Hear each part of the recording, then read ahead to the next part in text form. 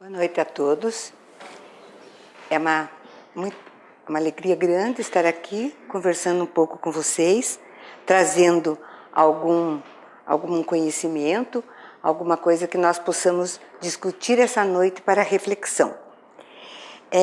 Os espíritos desta casa, que educam nesta casa, o irmão Antônio Grim, irmão Leocádio Correia, irmã Marina, eles sempre nos trazem a importância grande do autoconhecimento e do aprender a pensar.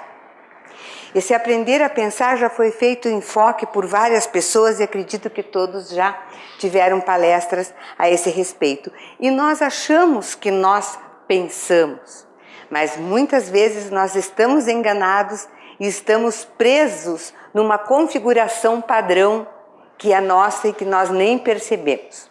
David Foster Wallace escreve em um dos seus textos alguma coisa que eu vou trazer hoje para vocês que tem tudo a ver com o que os espíritos da casa tanto nos ensinam e tanto nos pedem para que nós pensemos a respeito. Ele diz no seu texto que haviam 2 peixinhos nadando no mar, 2 peixes jovens, e encontraram um outro peixe que vinha na direção contrária, um peixe mais velho. E esse peixe mais velho olhou para eles, piscou e perguntou: "Olá, como está a água hoje?" Os 2 peixinhos jovens continuaram nadando e lá na frente, um virou para o outro e perguntou: "Que diabos é água? O que é água?" E aí é que nós percebemos que nas coisas mais óbvias do dia a dia, nas coisas mais simples do dia a dia, que são as coisas mais importantes, que têm uma importância assim de vida e morte, essas coisas tão óbvias são muito difíceis de nós percebermos, de nós questionarmos, avaliarmos. São coisas difíceis de questionar. Nas nossas escolas, nós temos as disciplinas de humanas, que nós chamamos. Nós temos as exatas e temos as humanas. Temos as disciplinas humanas no fundamental, no ensino médio, na universidade, nos doutorados da vida. Mas essas disciplinas, elas nos ensinam, elas nos enchem de informações e elas nos dão um certo conforto material. O diploma nos traz uma comodidade material, mas ela não nos ensina, como ciências humanas, o verdadeiro valor real humano, que é o aprender a pensar. Outra história para nós compreendermos melhor isso que nós estamos passando, esse ensinar a pensar. Havia 2 pessoas lá nos confins do Alasca, sentados à mesa de um bar discutindo. Um era religioso e o outro era ateu. Aí o ateu falou o seguinte: eu estava um tempo atrás, me perdi na imensidão do Alasca, estava 30 graus abaixo de zero, e eu não conseguia voltar e eu achava que ia morrer. Então eu gritei: "Deus, se você realmente existe, me salva, eu quero viver." Aí o religioso que estava ao seu lado falou assim: então agora você acredita em Deus? Porque você está vivo? Você está aqui conversando comigo?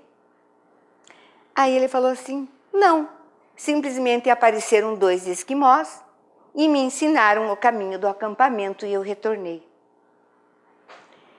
Então, esses 2 exemplos nos trazem que nós temos uma configuração padrão tão montada que nós não conseguimos sair disso. O religioso, às vezes, na sua arrogância, também não pensa que simplesmente, por uma coincidência, passou os esquimós. E o ateu, na sua segurança cega, na sua certeza absoluta, ele também não consegue imaginar que possa haver uma energia divina, alguma coisa que tenha levado esses esquimós até a ele. Essa configuração, na verdade, ela nos aprisiona, dessa nossa certeza, ela nos aprisiona de uma forma tão grande que nós nem percebemos que estamos encarcerados. Nós não percebemos que estamos pensando de uma forma errada. Nós pensamos e vivemos dentro do automático. O ponto aqui do aprender a pensar é que nós devemos ter menos arrogância nas nossas verdades já construídas.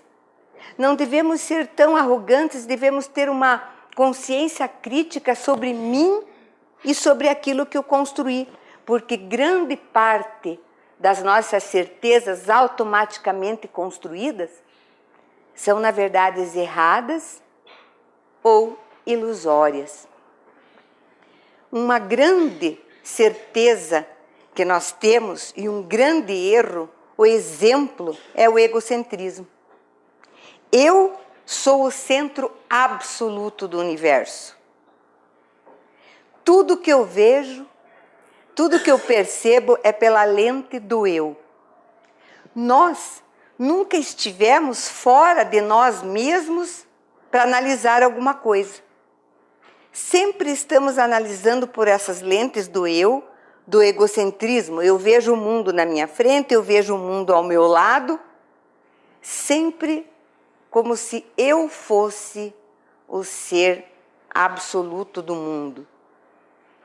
E aí que nós deixamos de ver, analisar, pensar, sentir e pensar e ver diferente. Imaginem, vamos fazer uma viagem junto comigo agora.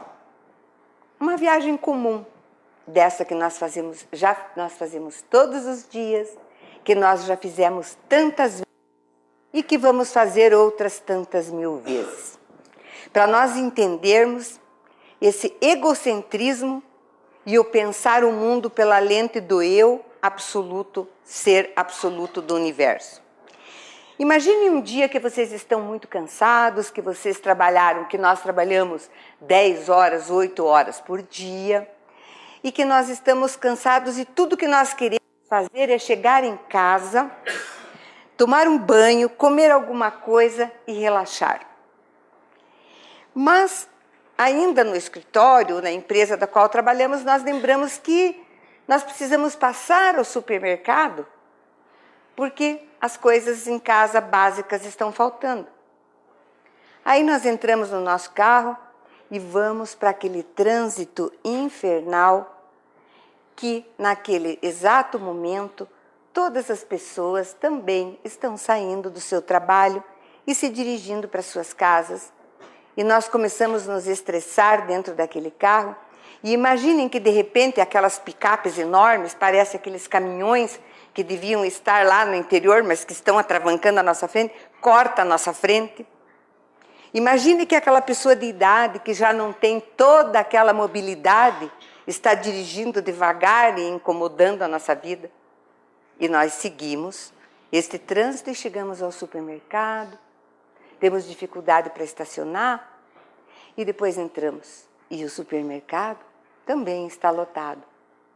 E o supermercado está lotado porque todas as pessoas também estão cansadas, também querem descansar e estão fazendo compras nesse horário. E aí nós começamos a procurar as coisas pelas prateleiras, mas tem aquelas pessoas que ficam ali paradas, olhando as coisas, parece que estão admirando uma obra de arte e não saem do lugar onde eu quero pegar as minhas coisas.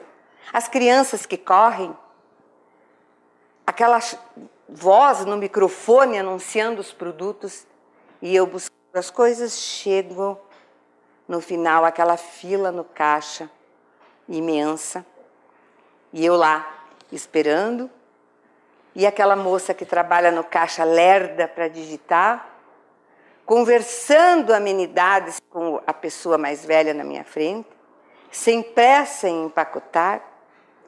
De repente, uma outra senhora começa a falar alto e contar sua vida que não me interessa e eu lá esperando, até que eu passe por aquela fila do caixa, até porque eu entre no meu carro, até que eu coloque aquelas sacolas direitinho para que tudo não derrame, não se perca no meio. Aí eu levo para minha casa.